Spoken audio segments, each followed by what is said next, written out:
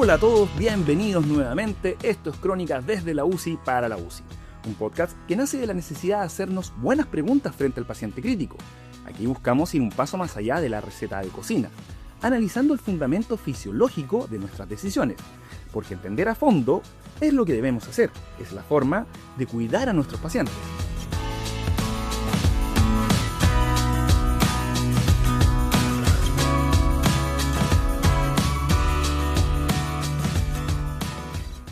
Hoy vamos a dejar de mirar la presión arterial de CO2 solo para ajustar el ventilador, porque si te quedas en esa lógica de ventila o no ventila, estás perdiendo información clave sobre la perfusión. Así es, el CO2 no es solo un número ventilatorio, es una variable fisiológica integrada que puede decirte, por ejemplo, si hay flujo efectivo, si la producción metabólica es coherente con el contexto clínico y si el pulmón está eliminando adecuadamente la carga de CO2 que recibe. ¿Cuántas veces te has encontrado frente a un paciente inestable, observando el monitor sin una señal clara que oriente la conducta inmediata? En este episodio revisaremos el valor del CO2 como variable clínica para la toma de decisiones en el paciente crítico. Analizaremos la capnografía volumétrica, el gradiente venoarterial de CO2 y su rol durante la reanimación cardiopulmonar con el objetivo de incorporar estas herramientas de forma sistemática en nuestra lectura del monitor. Para abordar este tema con rigor clínico, es necesario partir desde la fisiología. El CO2 no es un gas que simplemente aparece en el pulmón. Su comportamiento refleja una secuencia integrada de tres procesos que son producción a nivel celular, transporte a través de la circulación y eliminación a nivel alveolar. A diferencia del oxígeno, que depende críticamente de la saturación de la hemoglobina y tiene una curva de disociación sigmoidea, el CO2 tiene una curva prácticamente lineal. Esto lo hace mucho más predecible para nosotros. Y aquí aparece la primera perla, el efecto Aldán. Fisiológicamente, la capacidad de la sangre para transportar CO2 aumenta cuando la hemoglobina está desoxigenada. Dicho de otra forma, en el territorio tisular, cuando la hemoglobina libera oxígeno, cambia su comportamiento y pasa a captar CO2 e hidrogeniones con mayor eficiencia. La sangre venosa se transforma en un muy buen informante de lo que está ocurriendo a nivel celular. Como escribe Levy y Mayat en sus revisiones del año 2025, si el transporte sanguíneo falla, el CO2 deja de circular y se acumula. Este estancamiento es lo que en términos fisiológicos denominamos éstasis circulatoria. Dicho de forma operativa, puedes tener una ventilación técnicamente adecuada, pero si el corazón no genera flujo efectivo, el problema no está en el pulmón, sino en la incapacidad del sistema circulatorio para remover el CO2 producido a nivel tisular. En ese escenario, el CO2 se acumula por falla de transporte, no por falla ventilatoria. Esta es la base de la llamada desconexión macro-microcirculatoria. Puedes tener presiones arteriales dentro de rangos aceptables y aún así tener un flujo insuficiente. En este contexto, el CO2 venoso suele evidenciar el problema de manera más precoz que otros marcadores clásicos como son el lactato o la saturación venosa central. Ahora entremos en la conducta pura. Tienes a ese paciente en shock que ya está reanimado con una PAN que está en meta, dígase 60, 70 milímetros de mercurio, pero con un lactato que se quedó, digamos, pegado en un valor alto. Aquí es donde el delta CO2 define conducta. Recordemos el concepto operativo. Y es que el gradiente venoarterial de CO2 se calcula como la diferencia entre la presión venosa central de CO2 y la presión arterial de CO2. En condiciones fisiológicas, este gradiente es menor o igual a 6 milímetros de mercurio. A partir de este punto, y en base al trabajo de Monet y las guías europeas del 2025, la conducta clínica se ordena en dos escenarios bien definidos. Partamos por el camino A. Aquí tienes un delta de CO2 mayor a 6 milímetros de mercurio. Esto ya te está diciendo algo importante, y es que el CO2 se está quedando del lado venoso, porque no alcanza a moverse y no porque el pulmón no funcione, sino porque el flujo no es suficiente para llevárselo. Y aquí viene el error típico, que es asumir de inmediato que falta volumen, pero para evitarlo es recomendable, antes de pasar más fluido, detenerse y pensar en cómo está la contractibilidad y si además la saturación venosa central está baja. Lo más probable es que este paciente necesite soporte inótropo o a lo sumo un ajuste muy fino de la precarga. Un delta alto de CO2 es una señal bastante directa de que a nivel macrohemodinámico el problema de flujo todavía no está resuelto. Ahora tomemos el camino B. Tenemos un delta CO2, que es normal, entiéndase, menor o igual a 6 milímetros de mercurio. Pero el lactato sigue estando alto. Aquí el mensaje es distinto. El flujo sistémico está bien. El sistema circulatorio está haciendo su trabajo. El CO2 entra y sale como corresponde. En este punto, seguir empujando fluidos o escalando soporte hemodinámico no solo no ayuda, sino que probablemente empeora las cosas.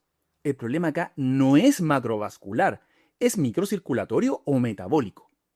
Muchas veces a nivel mitocondrial.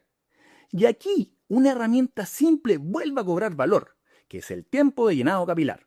Como plantea el Dr. Hernández en Annals of Intensive Care del año 2025, si el llenado capilar es normal y el delta CO2 también lo es, tu trabajo hemodinámico sistémico ya terminó. Lo que queda es manejar la inflamación y darle tiempo a la célula para recuperar su metabolismo. Cambiemos el foco al ventilador. Aquí habitualmente se interpreta la capnografía en función del tiempo, que es la que estamos habitualmente más acostumbrados, sobre todo en los servicios de urgencia. Pero para un análisis ventilatorio más avanzado, ese enfoque es limitado. En ese contexto, la capnografía volumétrica aporta información fisiológica adicional muy relevante para la toma de decisiones. La diferencia es clave. En la volumétrica, el eje horizontal no es el tiempo, sino el volumen expresado en ml. Cuando graficas el CO2 contra volumen, la curva se vuelve mucho más informativa. Ahí aparecen tres fases con significado clínico directo. Tenemos la fase 1, que corresponde al espacio muerto anatómico. La fase 2, donde ocurre la mezcla de gases. Y la fase 3, que sería la meseta alveolar, que es donde realmente se juega la eficiencia del intercambio. Llevemos esto a un escenario concreto. Por ejemplo, el winning. Como ya sabemos, es frecuente que un paciente falle la extubación. Está dentro de las probabilidades. Y la explicación inmediata, que sea debilidad o falta de fuerza muscular, de repente no es suficiente.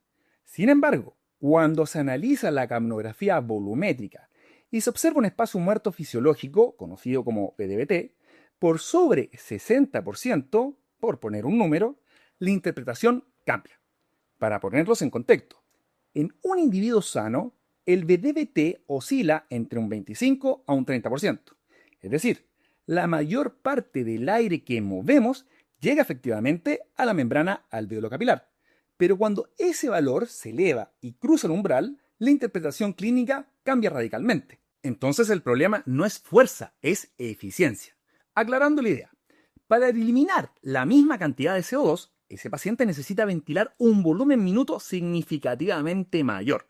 Por lo tanto, la carga respiratoria resultante es difícil de sostener.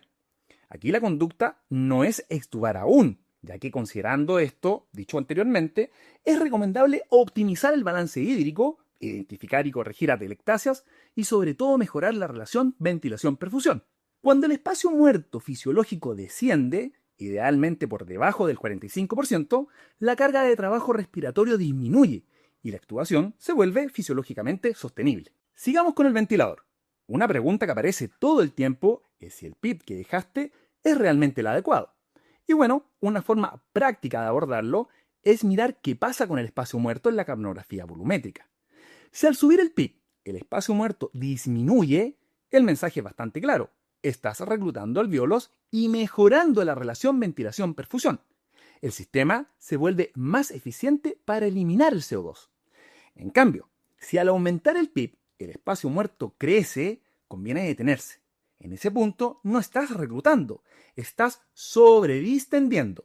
Estás en el punto en que el aumento de presión comprime los capilares alveolares, de esta forma reduce el flujo y genera espacio muerto de forma iatrogénica.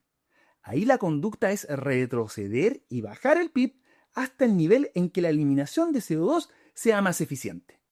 Para que quede aún más clara la idea anterior y sin mucha academia formal, imaginen que el pulmón es un pasillo lleno de puertas, que en este caso serán los alvéolos. Detrás de cada puerta hay gente queriendo salir, que será el CO2.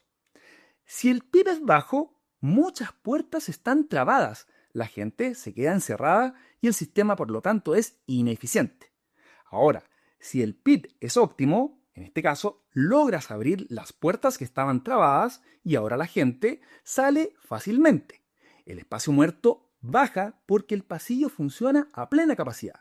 Si el PIB es excesivo, inflas tanto el pasillo que las paredes se hinchan y bloquean el paso. El aire entra al pasillo, pero la gente, te recuerdo que es el CO2, ya no puede ni llegar a las puertas porque el exceso de presión apretó los accesos. En resumen, si subes el PIB y el espacio muerto aumenta, no estás abriendo puertas, estás bloqueando el tránsito. Estás ventilando un lugar por donde la sangre ya no puede pasar. Hablemos ahora de una herramienta simple, pero con base fisiológica sólida, que es la regla del 4, que sirve para estimar el gasto cardíaco mínimo a esa producción de BCO2 y esto a la cabecera del paciente. Ya establecimos que la BCO2 que entrega la capnografía volumétrica no es solo un parámetro ventilatorio, sino que refleja la producción metabólica y de manera central la capacidad de transporte. Desde el punto de vista fisiológico, aceptamos que por cada decilitro de sangre que atraviesa el pulmón se eliminan aproximadamente 4 mililitros de contenido de CO2. Llevado todo esto a la práctica, supongamos que el monitor muestra una BCO2 de 200 ml por minuto. Al dividir ese valor en 4, obtenemos un gasto cardíaco estimado de 5 litros por minuto. Es un cálculo rápido que nos permite aproximarnos al flujo efectivo en tiempo real. Ahora piensen en un paciente séptico que desarrolla fiebre y eleva su BCO2 a 320 por minuto. Para sostener esa eliminación, el corazón debería ser capaz de generar un gasto al menos cercano a 8 litros por minuto. Dicho de manera simple, la BCO2 es la carga que el metabolismo produce y el gasto cardíaco es la velocidad a la que esa carga es removida.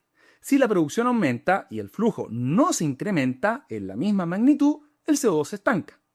En la UCI, cuando el corazón no logra acompañar ese aumento de demanda, el estancamiento CO2 se transforma en una señal precoz de insuficiencia de flujo, una alerta roja que aparece mucho antes de que la presión arterial decida avisarnos.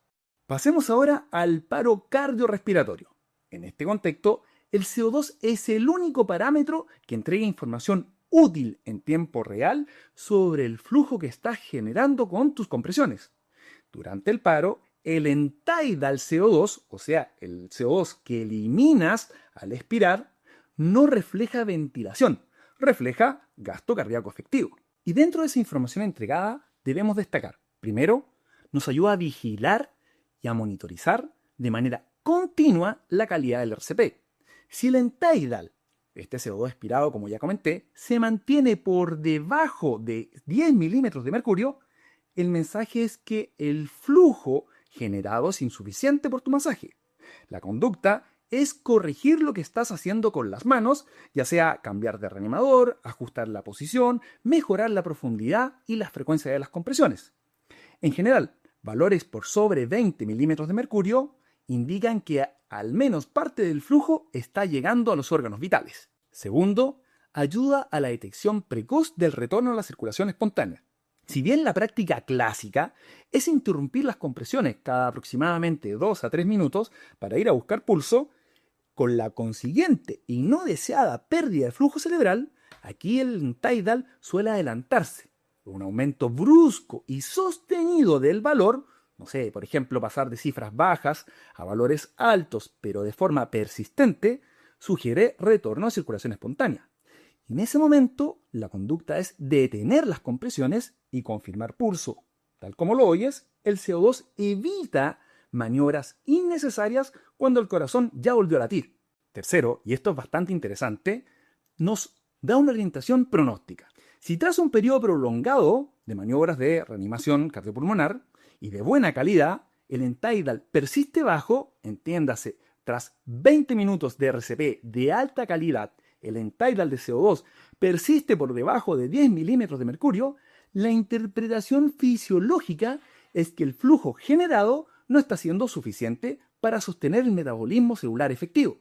Y en ese contexto, el CO2 aporta un criterio objetivo que ayuda a guiar decisiones sobre la continuación o suspensión de las maniobras. Cerremos Todo esto con un caso integrado. La idea no es contar una historia, sino que recorrer conductas ya habladas. Para eso, hablemos de don Patricio, paciente de 68 años, quien ingresa por shock séptico. Pongamos la escena 1, que es el paciente reanimado, pero con flujos insuficientes. Aquí don Patricio está con PAN en torno a los 65 o 70 milímetros de mercurio, siendo apoyado con noradrenalina. Y el equipo plantea realizar una carga de volumen.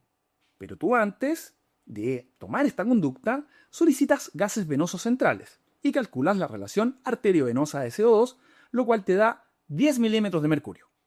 La lectura aquí es bastante directa. El problema no es presión, es flujo. Con esta interpretación, en vez de agregar volumen y aumentar la carga hídrica, decides optimizar la contractibilidad con una dosis baja de, dobutamina. En las horas siguientes, el delta CO2 desciende a 5 milímetros de mercurio. La macrohemodinamia empieza a alinearse con el transporte y de esta forma evitaste una sobrecarga hídrica que solo habría complicado la evolución ventilatoria. En la escena 2 vamos a jugar con este ajuste del PIB. Para esto, ahora don Patricio cursa con un síndrome de estrés respiratorio, digamos, moderado. El equipo sube el PIB de 10 a 14 buscando mejorar la oxigenación.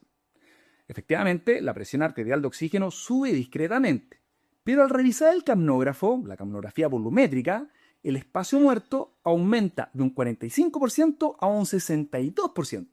La interpretación técnica es que este aumento del PIB generó sobredistensión con compromiso del flujo capilar, produciendo un espacio muerto de origen iatrogénico. Por lo tanto, bajas el PIB a 12, donde el espacio muerto vuelve a valores normales, esto es, cercano a un 48%. Por ende, sacrificas un par de puntos de saturación a cambio de un pulmón mucho más eficiente y protegido hemodinámicamente. En la escena 3, hablemos del fracaso del Winning.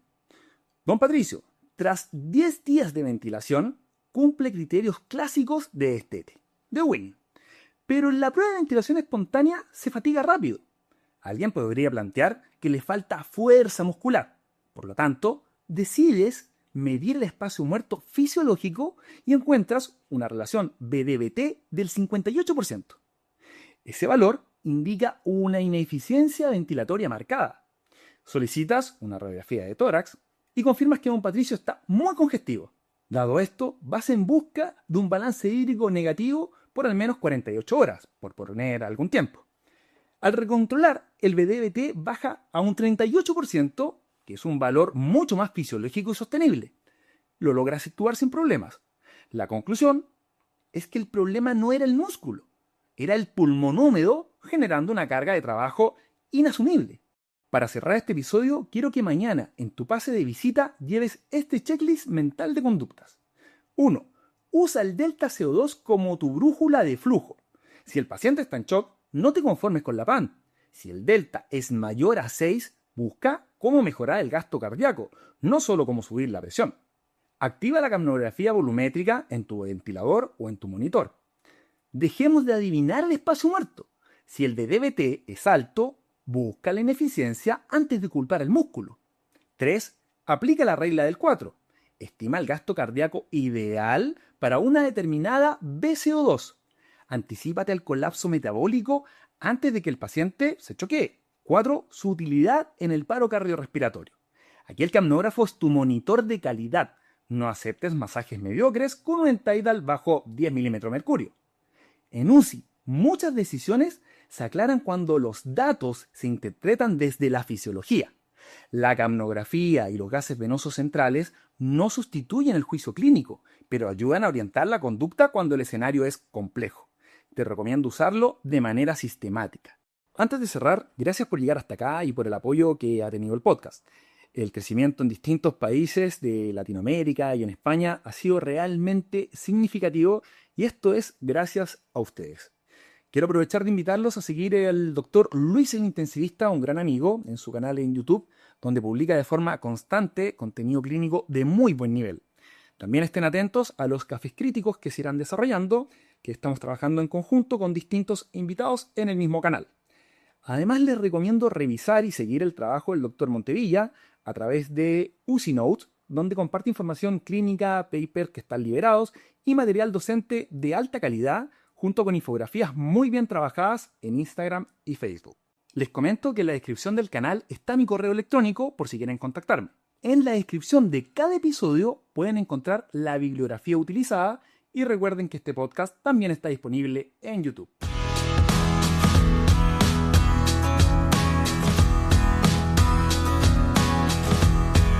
Nos escuchamos en el próximo episodio. Mientras tanto, que cada pase de visita sea un pequeño laboratorio, menos rito, más razón, menos culto el número, más ciencia básica, bien fresca en la mente. Que tengan un buen turno.